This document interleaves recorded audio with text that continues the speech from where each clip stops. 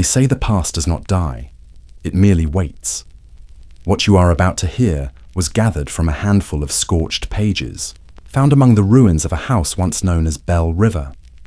Its story is not of ghosts alone, but of guilt, the kind that outlives its keepers. I am but the chronicler, a witness to echoes, and if you listen closely, you may hear what still stirs beneath the ash.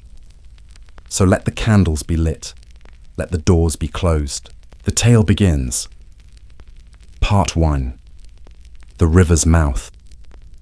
There are places where history does not sleep, but murmurs restlessly beneath the soil, where the scent of iron and damp wood lingers longer than memory itself.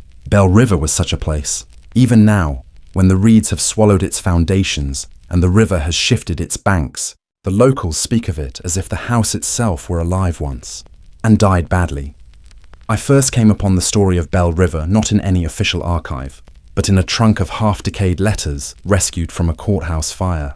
The ink had bled, the paper warped, and most of the names were ghosts of themselves. But among them was a diary, or rather the fragments of one, written in a deliberate, steady hand. Its author called himself Marcus, though even that, I suspect, was not the name given to him at birth. From these pages, and from the gossip of old survivors, I have attempted to reconstruct the final years of that cursed plantation and the strange, brief reign of its twin mistresses. Bell River stood deep in the Louisiana interior, where the summer heat did not merely descend but pressed, as if to drive men into the earth. It was built upon a bend of the river so wide and slow that it seemed a lake, a black mirror ringed with cypress trees and hung with drapes of moss. The air there was heavy, perfumed by rot and magnolia. The house itself, a white facade with columns too grand for its foundations, had been raised upon slave labor and inherited cruelty. Yet in its final years, it was ruled by women. The patriarch, Edmund Bell, had been dead 3 years by the time Marcus arrived. His daughters, Sarah and Catherine, had inherited both the estate and the disease that would consume it, a kind of fever of the spirit, bred of pride and secrecy. Sarah was the elder by minutes and by temperament the colder of the two, a mind trained on order, on ledgers and laws, with a beauty so restrained it seemed carved rather than born. Catherine, the younger, was all intensity and tremor, her laughter quick, her silences quicker, her eyes prone to wander toward the river at dusk, as though listening for some call beneath its surface. Together they managed the plantation's accounts, its workers, and its deceptions, like twin moons governing the same tide. Marcus, when he came to Bell River, was not yet the man who would write the words I later read. He had been purchased from a distant parish, chosen for his literacy and quietness. Sarah, ever the strategist, required someone to keep her records, not only of harvests, but of the declining health of her sister and the increasingly erratic affairs of the house. A mind is a tool, she is said to have remarked when he arrived, and tools are of no use left to rust. Yet Marcus's task extended beyond figures and ink. Through him, the twins found a mirror of sorts, not of their station, but of their intellect. Sarah tested his knowledge with scripture. Catherine tested his patience with confessions that began in whispers and ended in tears. He learned to listen in silence, to write without judgment, to bear witness to the slow collapse of a world that pretended not to see its own rot. By the time of his writing, Bell River was already in decline. The fields lay fallow in patches, the cotton ginned by weary hands, and the overseer had fled after a quarrel that ended with blood in the well. The slaves, those who remained, spoke in hushed tones of the river turning red one August night, though whether from clay or sin, none could say. In the great house, windows were shuttered even at noon, and the air grew stale with the scent of laudanum and secrets. In one of Marcus's earliest entries, he describes the atmosphere of the place with a precision that chills even now. The house breathes strangely at night. The boards stretch and sigh as if under some invisible weight. Miss Sarah sleeps little, walking the galleries with a candle, while Miss Catherine dreams aloud of fire. I have begun to mark the changes in the river's colour, sometimes silver, sometimes almost black, and I think it keeps time with the house. What fascinated me most, as I studied his words, was not merely the decay he recorded, but his awareness of it, as if he understood that every entry was both observation and elegy. His tone carries neither hatred nor forgiveness, only a patient astonishment at the persistence of evil dressed as routine. He wrote of Catherine's tenderness toward the 6 slaves, of Sarah's precision in tallying their worth, of how both believed themselves righteous, each in her own way, and in that belief, perhaps, lay the true poison of Bell River. The turning of that poison would come later, with a death, and then another. But already in these early pages, there is the sense of something circling. The narrator in me, long after the fact, cannot help but imagine the sound of insects swelling in the reeds, the sun lowering over the still water, and a house standing too silent against the storm. History tells us that every civilization rots from within. Marcus's journal makes that rot almost audible. Of the man himself, no clear record survives beyond those pages. His name appears in no census, no bill of sale. Some say he escaped north after the fall of Bell River, others that he drowned crossing the same waters that had reflected his captors' faces. Yet the voice in his writings endures, measured, mournful, unflinching. It is through him that we see the sisters not as monsters, but as inheritors of a system that devoured even its own blood.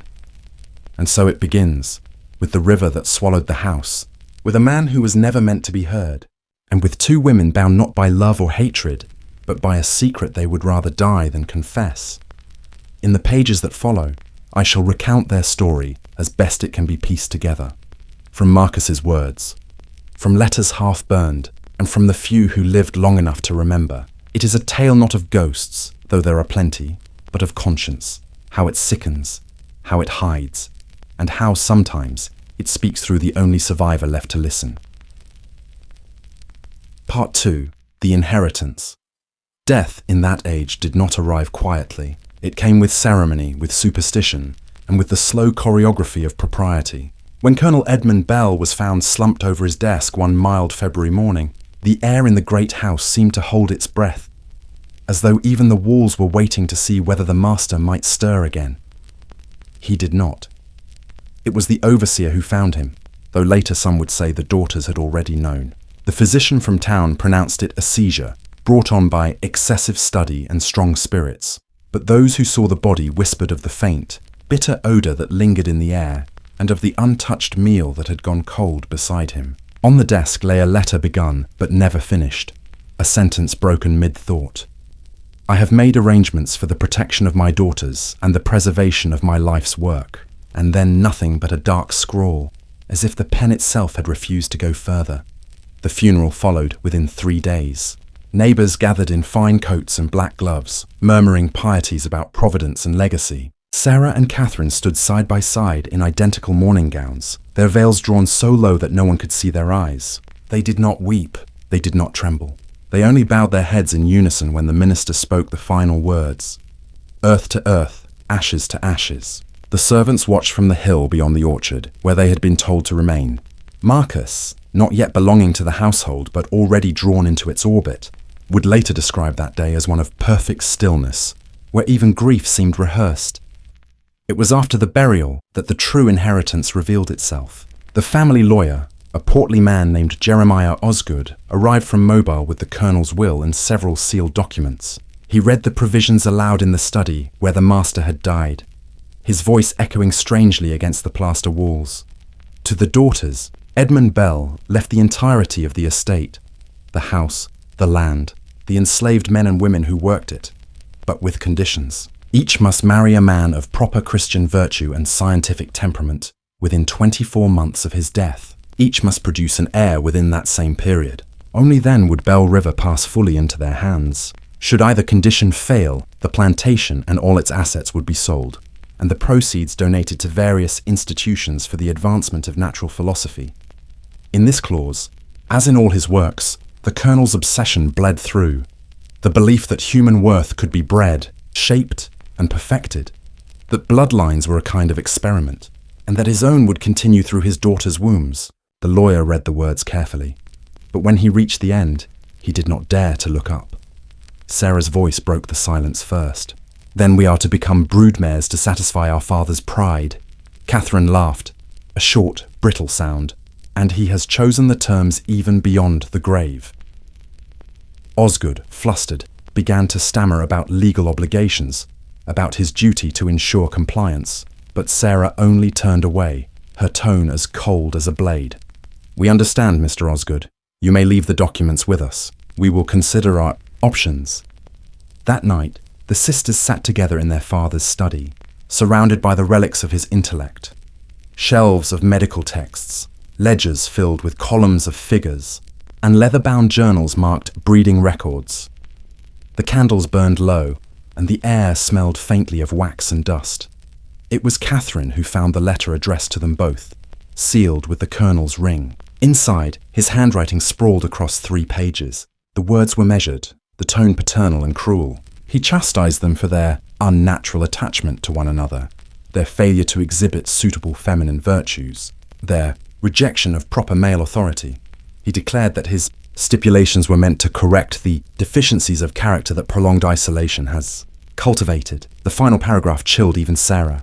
I have correspondents across the state who will observe your conduct and report to me, or to my executors, should you stray from the path I have set. You may hide your thoughts, but not your nature. Blood will tell, my daughters, as it always does. Catherine's hands shook as she folded the letter. He means to haunt us even now. Sarah's reply was quiet. Then let him haunt an empty house. The following weeks were marked by silence, the kind that falls not from grief, but from planning.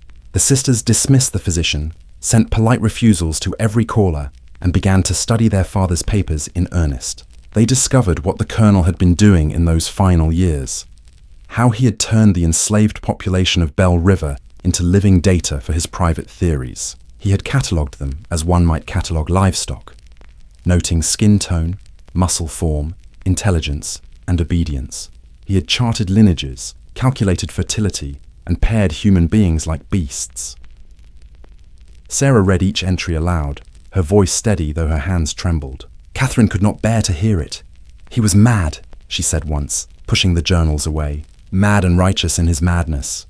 He was methodical, Sarah corrected, and that makes him worse. But within his methods lies our salvation. What do you mean? He built a system to control every variable of life on this plantation. If we learn that system, we can turn it against itself. Father believed knowledge belonged only to those in power.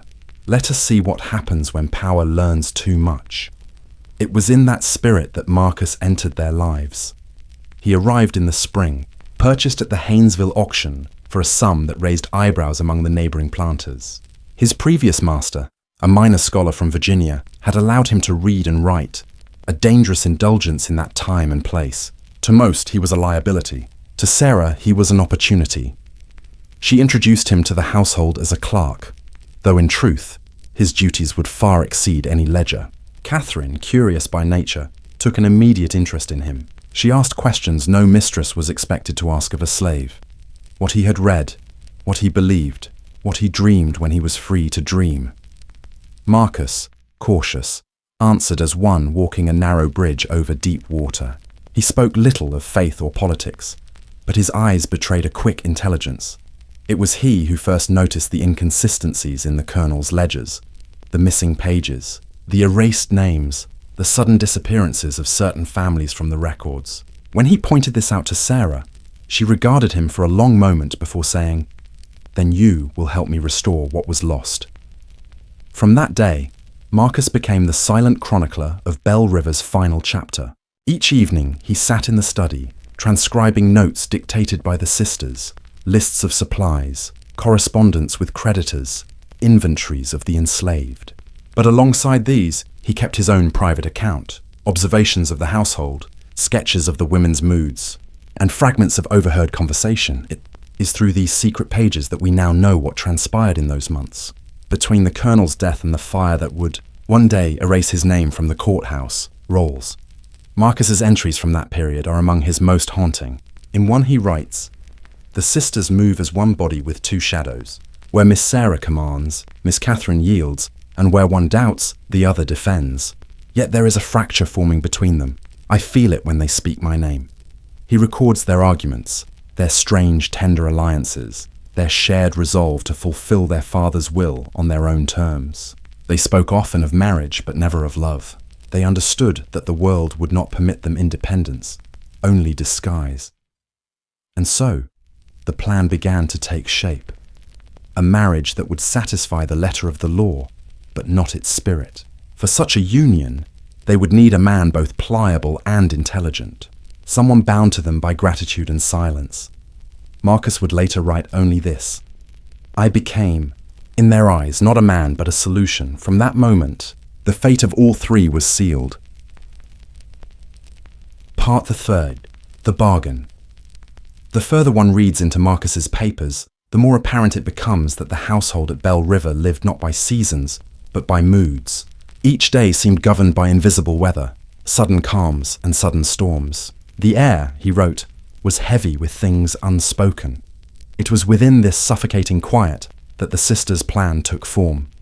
From what can be pieced together, the first suggestion of the bargain arose not from greed but from desperation. The Colonel's will had placed them in a kind of moral snare. To claim their inheritance, they must submit themselves to the very order that had destroyed their mother, and which now sought to bind them to strangers for the sake of appearances. Refusal meant ruin. Obedience meant erasure. It was, as Sarah once confided to a neighbour, a choice between chains of gold and chains of iron. Marcus's role in their deliberations was never meant to extend beyond the keeping of records. Yet as months passed, he became the only one who listened without judgment. Sarah's words filled the ledgers by day. Catherine's confessions filled the air by night. He wrote, and they watched him write, until the act itself became a kind of ritual, the pen scratching out a semblance of control in a house where control had long slipped away. In one passage dated June 1842, Marcus notes, "The sisters argue often but without anger. Miss Sarah speaks as if the world were a ledger to be balanced. Miss Catherine speaks as if it were a wound to be bled. Both believe themselves right. I am to witness both." That summer, creditors began to circle. The cotton yields had fallen again. The workers murmured of bad omens, and a fever crept up river, sparing neither white nor black. Within the great house, curtains were drawn tight, and letters went unanswered. It was then that Sarah, calculating as ever, made her decision. She would not marry. She would appear to. The details of her scheme were simple in concept and audacious in execution. She would forge a marriage certificate to satisfy the legal condition of her father's will, an act made plausible by her late father's reputation for eccentricity and the remoteness of their estate. To lend the forgery weight, she required a witness, a hand to pen the document, and a participant whose name would bear no scrutiny. That participant was Marcus. The chronicler in me must pause here, for there is a danger in judging too swiftly. To call Marcus complicit is to ignore the imbalance of power that defined his existence. To call him innocent is to deny his awareness of what he risked, and perhaps what he desired. In one fragment, torn at the edges and smudged by rain, he writes, "She asked if I believed in freedom. I told her I believed in silence. She said silence could be mistaken for consent. I said it was safer that way. Whether he agreed out of fear, loyalty, or some quieter emotion, no record says. What we know is that the forged marriage of Sarah Bell to Marcus Bell was inscribed in a single night, witnessed only by Catherine, who insisted the act was a kind of prayer for deliverance, if not salvation. The morning after, the household moved as though nothing had changed, yet beneath the surface everything had. Sarah carried herself with the poise of one who had secured her dominion. Catherine, by contrast, seemed haunted by the paper she had helped to sanctify. Marcus continued his duties, though his diary from that week is notably sparse, as if he feared to write what could never be erased. The narrator in me has often wondered whether Sarah truly intended to free him once the inheritance was secured. Her letters to Osgood, preserved in the lawyer's private archive, suggest otherwise. She spoke of formalizing certain property transitions, of reassigning household duties, of minimizing public curiosity. Yet she also wrote, in a hand unusually unsteady, "He has seen too much to remain what he was, and I have seen too much to call him less." There are moments in Marcus's later entries that suggest he understood this duality, that he had become both indispensable and dangerous. In one passage he writes, "Miss Sarah regards me as one might regard a mirror, not for affection, but for accuracy. Yet when she speaks, I hear in her tone the loneliness of a woman who has never been permitted to err." Catherine, meanwhile, began to unravel.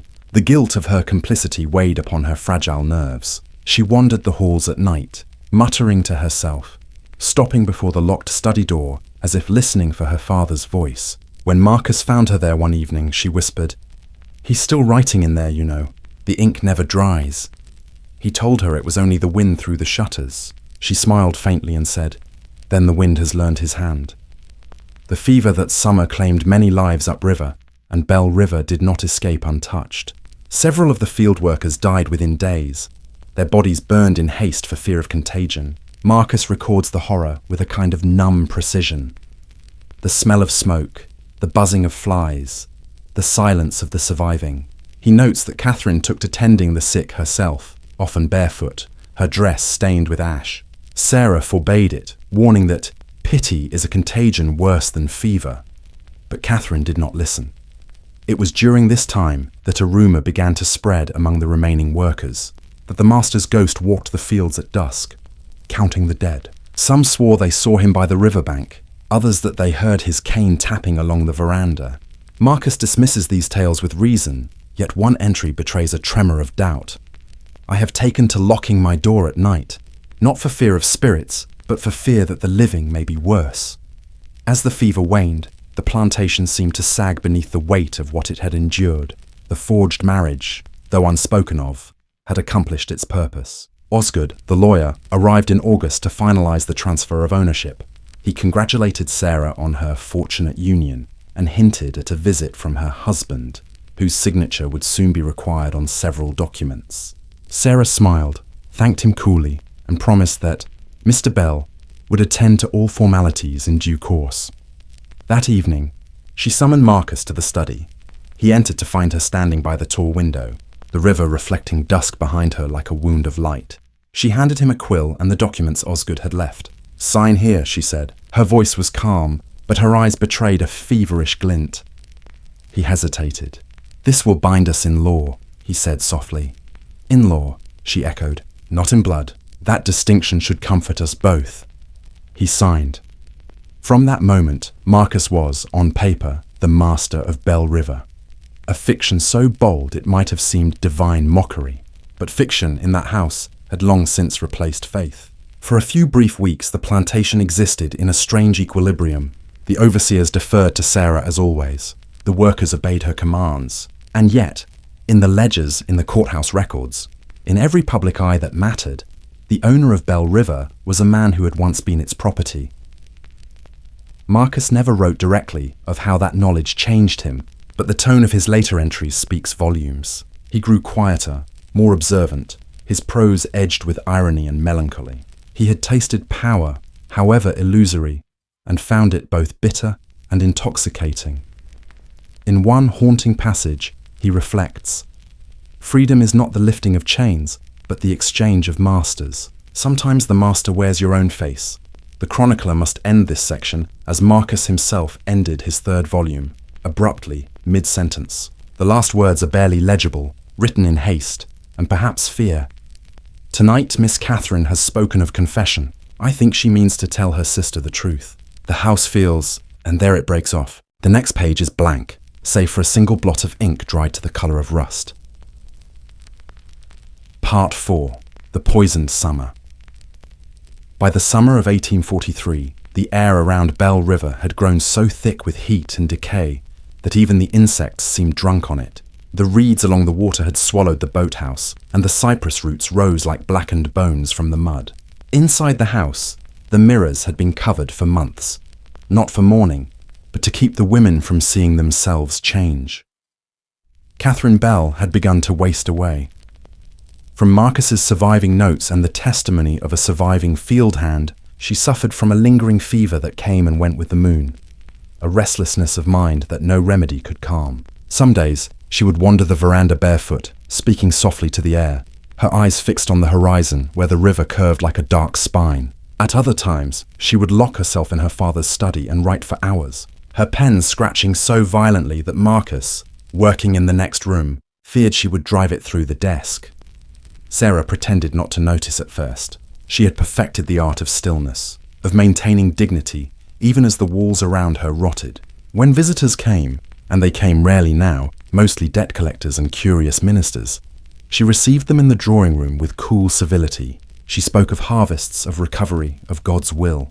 But when they left, she would stand at the window until their carriages disappeared down the drive, her hands trembling at her sides.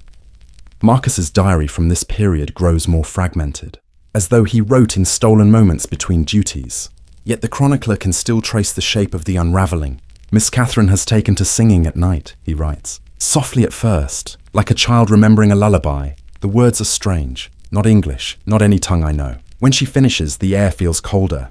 Miss Sarah listens from her room but does not intervene.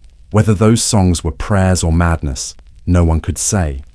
What is certain is that Catherine's fever of conscience had deepened into obsession. She began to speak of her father's journals again, the ones detailing his experiments, his meticulous cruelties, and of her belief that his spirit lingered in the house not as a ghost, but as a contagion of guilt. He is in us, she told Marcus once, in our blood, in every choice we make. Sarah dismissed this talk as hysteria. You give him power by naming him, she said. If we are to live, we must forget him. But forgetting, for Catherine, was impossible. She had stood by as the forgery was made, as Marcus's hand gave them both their freedom and their doom. And though no one spoke of it aloud, that act hung between them like a wound that refused to close. The chronicler's own notes on this period draw upon fragments from letters found decades later in a ruined trunk, their ink eaten by damp. One such letter, unsigned though almost certainly Catherine's, reads, "We have done a terrible and necessary thing.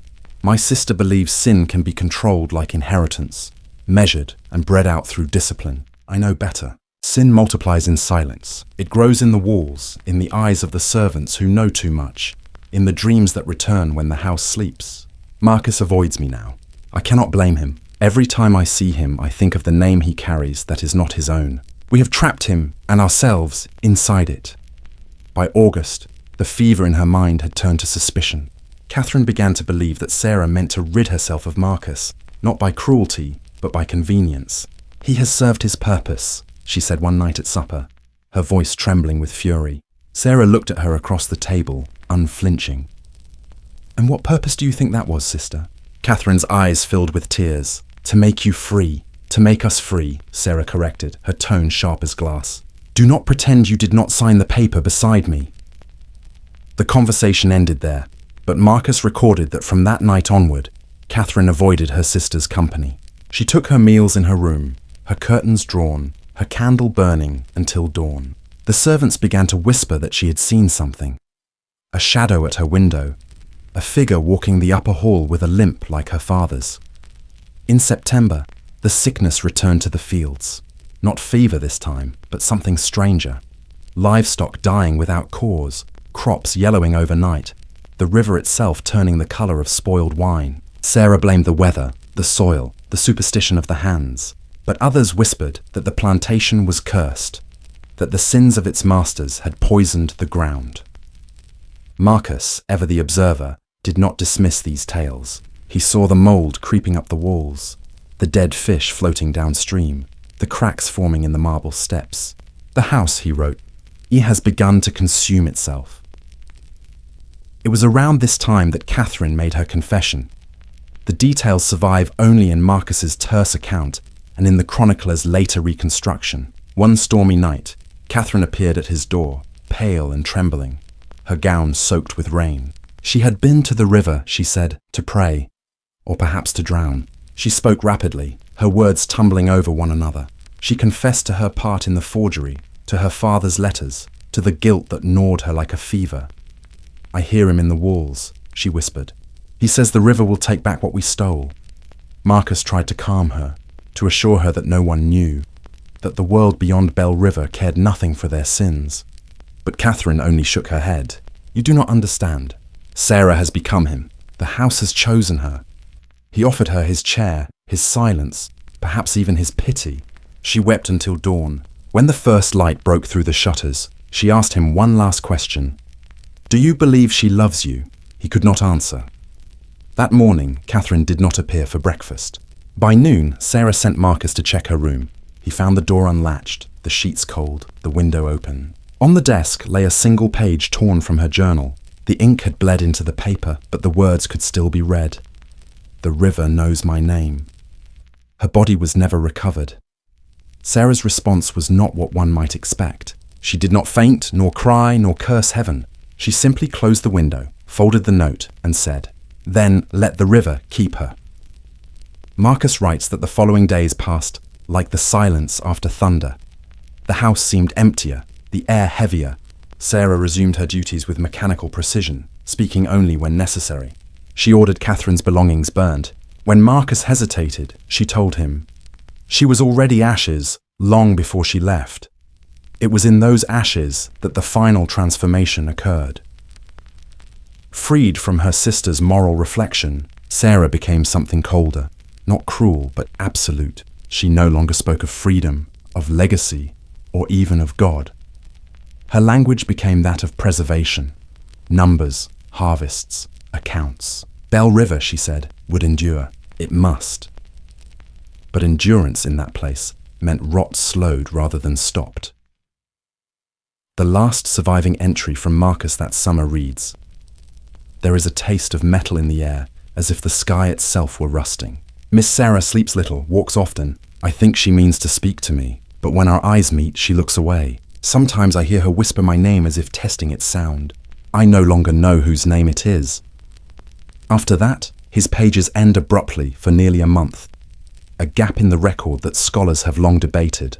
Some believe he ceased writing out of grief, others that he feared what might happen if his thoughts were found. Whatever the reason, when his diary resumes in late October, his handwriting has changed. Shakier, faster, as though written by a man pursued. He begins with only one line. "The house no longer sleeps." Part 5. Confession by candlelight. It is said that every house has its hour.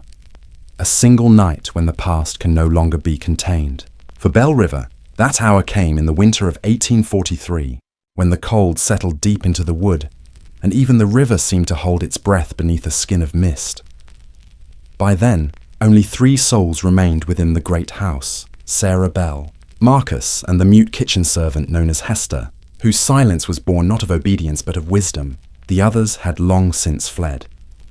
Some to the neighbouring parishes, others into the swamps, leaving their tools half buried in the fields. The house itself groaned with emptiness. Paint peeled like shedding skin. The chandeliers hung dim, and in the upper halls, the air smelled of mildew and candle smoke. Sarah moved through it all with the composure of a widow, though her mourning was for something less tangible than her sister. Perhaps for control, perhaps for herself. Marcus's diary resumes at this point, his handwriting uneven and hurried. The nights grow colder. Miss Sarah keeps to her father's study. She has forbidden the lamps to be lit in the hall. Only candles now, always candles. She says oil burns too long and we must learn restraint. I believe she fears what the darkness may reveal. He describes her as paler than ever, her once ordered hair unbound, her fingers stained with ink. She no longer ate at regular hours nor spoke of business. Instead, she spent her time reading her father's journals, sometimes aloud, as if arguing with the dead. He mistook cruelty for discipline, she told Marcus one evening. He believed suffering could be measured, that by controlling it, he could control the soul. Perhaps he was right. Perhaps that is what God does to us. Marcus did not answer. He had learned that silence was the only safe language between them now. It was Hester who told him, through gesture and glance, that Miss Sarah had begun mixing powders from the apothecary chest. Mercury, laudanum, foxglove. The same substances her father had once used in his experiments. Whether she meant to heal or to harm, no one could tell. But soon afterward, the crows began to fall dead in the orchard, their black feathers slick with dew that shimmered faintly blue in the moonlight. The chronicler in me has examined what remains of those journals. Many pages are missing, their edges burned. Yet one passage from Marcus survives, brittle with age but legible still. It is dated December 3rd, 1843, and it begins with a single chilling sentence. Tonight she spoke of forgiveness. He writes that she summoned him to the study after supper. The room was lit by a dozen candles, their flames bending toward her as if drawn by breath. On the desk lay her father's final ledger, open to a page covered in his neat, slanted script. She gestured for Marcus to sit. "I've been reading the accounts," she said. "You were always good with numbers, Marcus. Tell me, what is the value of a life?" He hesitated. "That depends who is counting." She smiled, but the smile held no warmth. "Exactly. My father counted everything. He thought he could balance sin with science. But the sum was always wrong. I think he knew it in the end. That's why he wrote this." She slid the ledger toward him. The entry read, "Experiment incomplete, dosage uncertain." Conscience unreliable. Marcus looked up. You said he died of a seizure. He did, Sarah said softly, because I gave him one. There are moments in history when the truth arrives so quietly that it scarcely disturbs the air. This, I believe, was one of them. Marcus does not record his immediate reaction. His writing falters. A line drawn, crossed, then redrawn, before continuing in a trembling hand. She said she had done it to end his cruelty, to free us all from the circle he built. She said she had no choice, and yet her eyes sought mine as if begging to be judged. She poured him wine. He refused it. You think me a monster, she said, but I did what the world would not. My father's God demanded sacrifice. I merely chose the victim. Outside, the wind rose, shaking the shutters. Sarah continued, her voice low and deliberate. Catherine thought confession could cleanse her. She was wrong. Confession is only another form of hunger. It feeds on what it reveals. Then, more quietly, but I have kept one truth for myself. One only. Do you wish to hear it? Marcus's next words are the last he ever wrote that night. I told her no. She told me anyway. What that final confession was, we cannot know. His account breaks off mid-line, and the remaining pages are blackened at the edges, as though scorched by flame. But other records, second-hand, fragmented, suggest what followed. A few nights later, smoke was seen rising from Bell River. The nearby parishioners, fearful of fever or worse, did not approach until morning. By then the house was half consumed. Its upper gallery collapsed. The river, swollen from winter rains, reflected the flames like an open wound. In the ruins, they found two bodies. One was identified as Hester, the faithful servant, her hands still clutching a brass key. The other, discovered near the collapsed study, was assumed to be Marcus, though by the time the sheriff arrived, the corpse had been moved, and its features were unrecognizable. Of Sarah Bell, there was no trace. For years afterward, travelers along the river reported seeing a woman in white wandering the banks at dusk. Some said she called a name, Marcus's name, though the wind often swallowed it before the syllables could form. Others swore they heard piano music drifting from the ruins, faint as a sigh. The chronicler does not pretend to believe in ghosts. Yet as I studied the scorched fragments of Marcus's final journal, I could not shake the impression that the house itself had spoken through him, that Bell River was less a place than a wound that refused to heal. Among the ruins, one last relic was found, a single candle holder, its brass melted and warped, its wick unburned. Beneath it, written in a hand that matched neither Marcus's nor the Colonel's, were the words, "He forgave me." Whether that line was Sarah's final plea or Marcus's last act of mercy, no one can say, but it remains the only sentence to survive untouched by fire. Part 6. Epilogue. Ash and memory. There are places in this world where history seems not to pass but to linger, where time folds in on itself like smoke trapped in a room. Bell River is one such place. I came upon its remains on a damp morning in late November, more than half a century after the fire that consumed it. The road had long been reclaimed by moss and silence. No birds sang. The air held that peculiar stillness found only in the aftermath of long forgetting. From a distance, one might not even recognize that a house had once stood there. The columns had fallen inward. The roof collapsed into its own ash. Only the chimney remained, rising like a solitary tooth from the blackened earth. Around it, fragments of iron and porcelain lay half buried. A candlestick, a warped hinge, the curved handle of a teacup. And yet, there was a sense, faint but undeniable, that the place still breathed. I had come armed with what records I could gather. Marcus's charred journal, the testimonies of neighbouring parishes, a few yellowed letters addressed to Miss Sarah Bell, Bell River Plantation. Most were brittle, nearly illegible, but together they formed the faint outline of a tragedy whose meaning had not yet finished unfolding. The world had moved on, of course. The war had come and gone. The plantations along the river had been abandoned or repurposed into silence, but Bell River remained untended, its land left to the slow mercy of decay, perhaps by superstition, perhaps by conscience. The locals I questioned spoke little. The elderly woman who guided me partway along the river refused to set foot on the property. "That ground remembers," she said. "It don't let go." When I reached the ruins, I found myself strangely reluctant to step inside what had once been the main hall. The earth was soft beneath my boots, and the faint scent of soot lingered even after all those years. It was there, in the shadow of the collapsed chimney, that I discovered what historians had overlooked: a small, iron-bound box buried just deep enough to survive the fire. Its lock had rusted through. Inside were a few trinkets: a silver comb, a strip of ribbon turned the colour of old bone, and beneath them a sheaf of papers wrapped in oilcloth. The ink was faded but legible. The handwriting matched neither Marcus's nor Sarah's, though it bore traces of both: the steady precision of one, the restless loops of the other. The first page began without salutation. If these words are ever found, let them not be taken as confession. The dead require no forgiveness, but truth, once spoken, demands a witness. From there followed a narrative that seemed to belong to no single author, a mingling of two voices, alternating between reason and remorse, as if the same soul were speaking in different tones. It told of fire, of guilt, of the final night when the house turned upon its inhabitants. I will not recount every line here. The details are too uncertain, the handwriting too fragmented to trust. But certain phrases stand out, etched into the page as if by force of will. He would not leave me. The river rose higher than before. It was not mercy but recognition. And finally, I saw my reflection in the water and did not know which of us remained. The handwriting faltered after that, the ink running like tears. I sat among the ruins until dusk, reading those fragments as the light faded. The air grew colder, the shadows longer.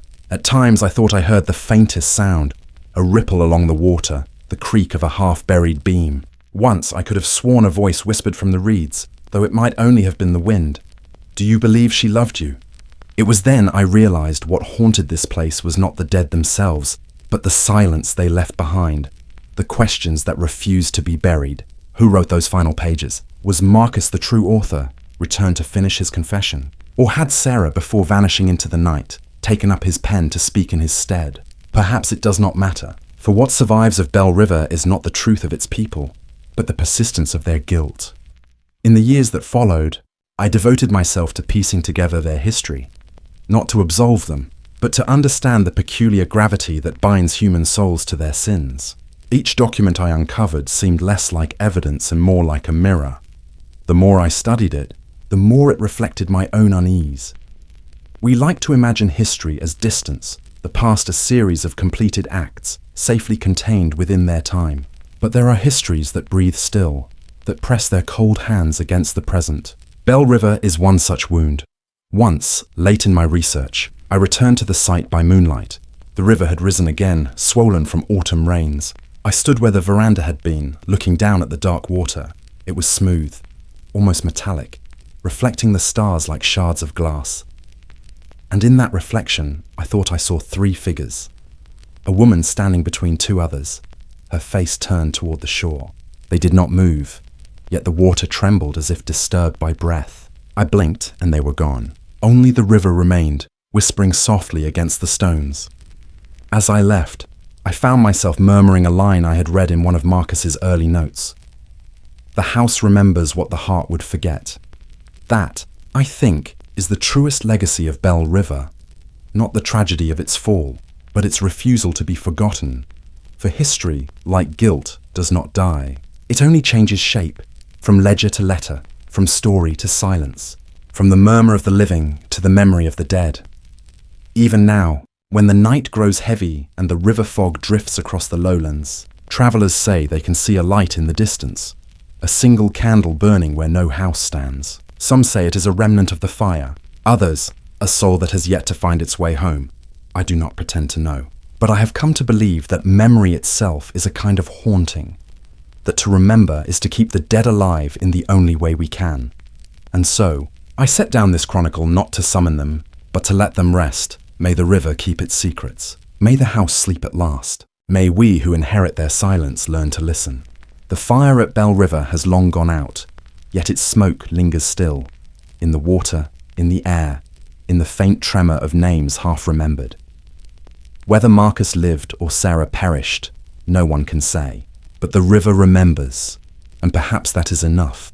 We are the keepers of their silence now, inheritors of their unfinished confessions. May the house sleep. May the story rest. And if someday you walk beside the river and see a single light burning through the fog, do not linger. The past is patient. It will find you